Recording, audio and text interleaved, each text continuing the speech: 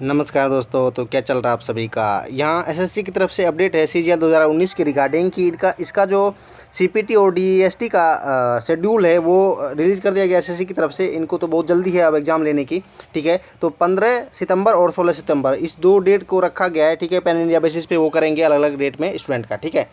तो ये बात तो फिक्स हो गई कि अब नॉर्मलाइज स्कोर जो भी रिलीज़ किया गया एसएससी की तरफ से उसमें कुछ नहीं कर सकते। वैसे भी हम कुछ नहीं कर सकते थे अभी एग्ज़ाम हो या ना हो सीपीटी का, ठीक है।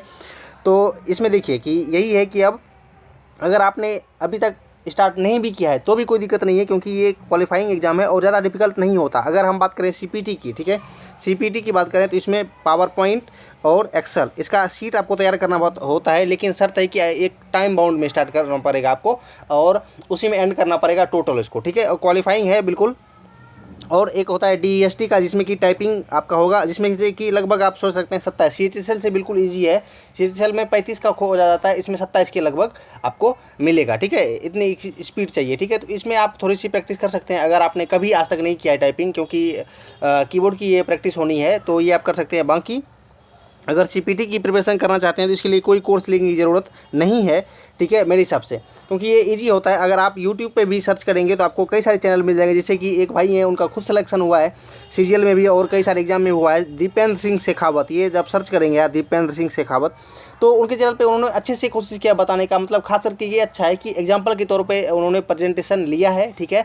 और वो देखेंगे और आज खूब भी मतलब उसको प्रिपेयर करेंगे, ठीक है, खुद प्रैक्टिस करेंगे, क्योंकि देखना उससे है और प्रिपरेशन आपको खुद से करनी है, प्रैक्टिस खुद से करनी है। अगर आपके पास पीसी नहीं है तो आप कैफे में जाके कर सकते हैं, लेकिन वो अच्छा एक तरह से मुझे लगा कि उन्होंने मतलब स्टूडेंट की मदद के लिए फ्री में अवेलेबल करवाया है, ठीक है। और उनकी ये एक तरह से एक्सपीरियंस भी उन्होंने शेयर किया, तो वो आप यहाँ देख सकते हैं। एक्सेल और पावर पॉइंट दोनों का आपको उसमें से प्रैक्टिस करने के लिए मिल जाएगा, ठीक है।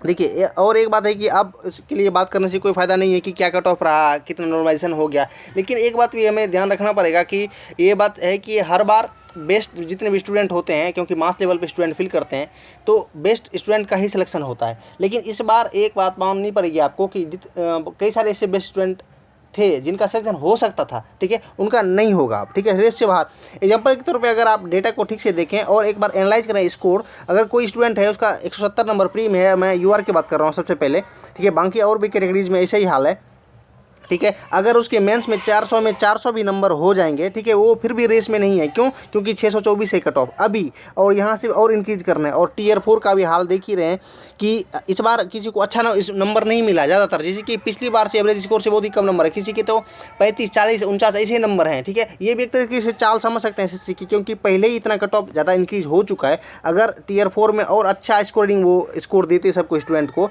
ठीक है, तो अभी 635 640 के अप्रॉक्स हो जाता है डीबी के लिए कट ऑफ। तो देख सकते हैं कि और फाइनल कट ऑफ और कितना ज़्यादा बढ़ता, ठीक है। तो एसएससी का एक तरह से नाकामी ही बोल सकते हैं कि वो भाई उसको पेपर सेट करना बिल्कुल भी नहीं आता। और बाकी एग्जाम को आप देख लीजिए, बैंकिंग है, बाकी और एग्जाम है, कितना कम कट ऑफ जाता है उसमें। क्यों? क्योंकि ऐसा नहीं कि उसमें भी अच्छे स्टूडेंट का सिलेक्शन होता है, लेकिन पेपर का डिफिकल्टी लेवल जो होता है वो थोड़ा सा मेंटेन वो करते हैं, ताकि स्टूडेंट चाह के भी 100% वगैरह स्कोर नहीं कर पाए। अभी देखेंगे ये 200 नंबर तो मतलब कई सारे स्टूडेंट हैं जिन्होंने 200 प्लस 230 240 वगैरह हो गया। क्या है ये, मजाक तो है और क्या है, ठीक है। तो उनको ये करना चाहिए और एक दिन में पेपर लेना चाहिए मेंस का। अब तो कुछ नहीं कर सकते 19 वाले का, लेकिन 20 वाले में देख सकते हैं अगर कोई सुधार हो सके एसएससी की तरफ से तो वेट कर सकते हैं। और ऐसे टाइम पे उन्होंने रिजल्ट दिया है, नॉर्मलाइज स्कोर दिया है, उनको पता था अगर वो फरवरी में देंगे तो कई ज़्यादा ट्विटर कैंपेन होगा, हो सकता है एसएससी को कुछ परेशानियों का सामना करना पड़े, लेकिन अब ऐसा कुछ नहीं होगा शायद, क्योंकि अब क्या है कि अब सारे स्टूडेंट लगे पड़े हैं। सीजीएल का अभी एग्जाम है, फिर सांस लेने की फुर्सत नहीं है, अगले ही दिन से सीजीएल का एग्जाम स्टार्ट हो गया है, ठीक है। तो इस तरीके से एग्जाम पे ही एग्जाम है, तो अब कुछ नहीं किया जा सकता। स्टूडेंट सोच रहे हैं कि अगर नहीं हुआ तो आगे की प्रिपरेशन करते हैं, ठीक है। तो पास्ट को अब कुछ नहीं कर सकते, हम नहीं बदल सकते उसको, लेकिन हाँ एसएससी को अपने आप में सुधार लाना पड़ेगा, क्योंकि कई सारे जेन्युइन स्टूडेंट हैं जो सिलेक्शन ले सकते थे फिर भी उनका नहीं हुआ। 15-16 वाले खुश हैं कि भाई उसका नंबर बढ़ गया, लेकिन नंबर बढ़ने के बावजूद भी वो लिस्ट में नहीं है, ये मतलब विडम्बना है, ठीक है। तो इसमें इतना ही अपडेट है। बाकी सीपीओ का भी जो होने वाला है टीयर 2 जो होने वाला है इंग्लिश का पेपर, उसका भी एडमिट कार्ड वगैरह रिलीज हो गया, वो भी आप चेक कर सकते हैं। तो आगे के अपडेट के लिए बने रहें। इसमें तो इतना ही है, तो एंड करते सेशन को। थैंक यू, जय हिंद।